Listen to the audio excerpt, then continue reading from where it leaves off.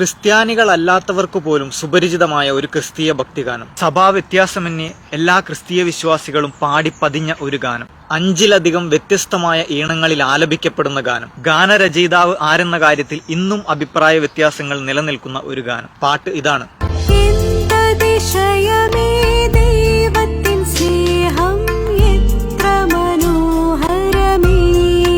പാടുന്നവരുടെയും കേൾക്കുന്നവരുടെയും മാനസിക അവസ്ഥയ്ക്കനുസരിച്ച് തിരഞ്ഞെടുക്കാവുന്ന വ്യത്യസ്തമായ രാഗഭാവങ്ങൾ ഈ ഗാനത്തിനുണ്ട്.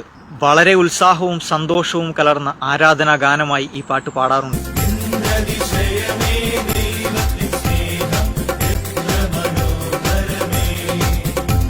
വളരെ ശാന്തമായ അന്തരീക്ഷത്തിലിരുന്ന് മെലോഡിയസ് ആയി ആസ്വദിക്കാവുന്ന ഒരു ഭാവവും ഈ ഗാനത്തിനുണ്ട്.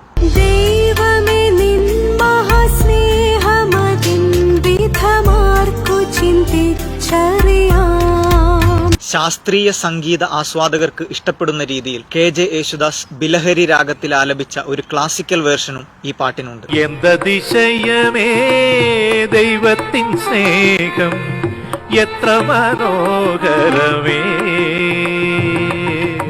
സ്വർഗീയ ഗായകൻ കെസ്റ്ററിന്റെ ശബ്ദത്തിൽ മറ്റൊരു ഈണം.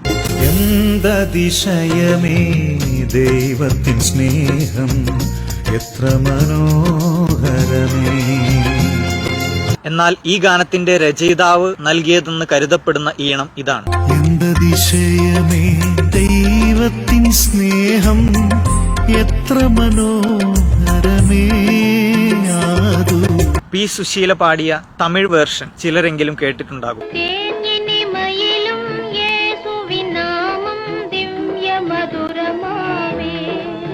ഈ പ്രത്യേകതകളെക്കാൾ ഉപരിയായി നാം അറിയേണ്ടത് ഈ ഗാനരചയിതാവിനെ കുറിച്ചും അദ്ദേഹത്തിന്റെ ജീവിതത്തെക്കുറിച്ചുമാണ്. ഇത് സാധു കൊച്ചുകുഞ്ഞുപദേശി എഴുതിയതാണ് എന്ന് വിശ്വസിക്കുന്നവരുണ്ട്. TJ അന്ത്രയാസ് എന്ന ഭക്തൻ എഴുതിയതാണ് എന്ന് വിശ്വസിക്കുന്നവരുമുണ്ട്. എന്നാൽ കുന്നംകുളത്തെ ഒരു മാർത്തോമ സഭാംഗമായിരുന്ന PV തൊമ്മി എന്ന ഭക്തനാണ് ഈ ഗാനം രചിച്ചത് എന്നത് തർക്കത്തിനതീതമായ വസ്തുതയാണ്. 1905 പ്രശസ്തമായ മാരാമൺ കൺവെൻഷനു വേണ്ടി PV തൊമ്മി ഉപദേശി എഴുതിയ 136 ഗാനങ്ങൾ ഉൾപ്പെടുത്തിക്കൊണ്ട് പ്രസിദ്ധീകരിച്ച വിശുദ്ധ ഗീതികൾ എന്ന പാട്ടുപുസ്തകത്തിൽ ഈ പാട്ട് രേഖപ്പെടുത്തിയിട്ടുണ്ട്.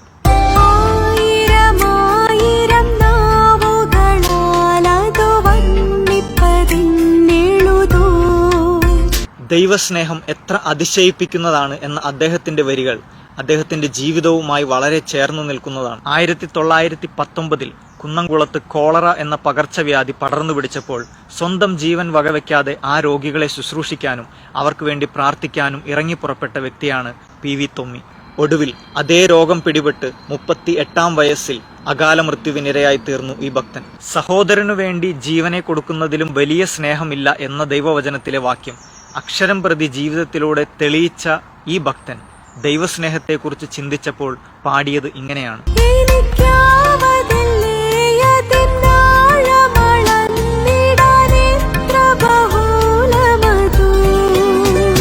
ഒരു മനുഷ്യന്റെയും ചിന്തയിൽ അടങ്ങാത്ത വിധം കടലിനു സമാനമായ ദൈവസ്നേഹം.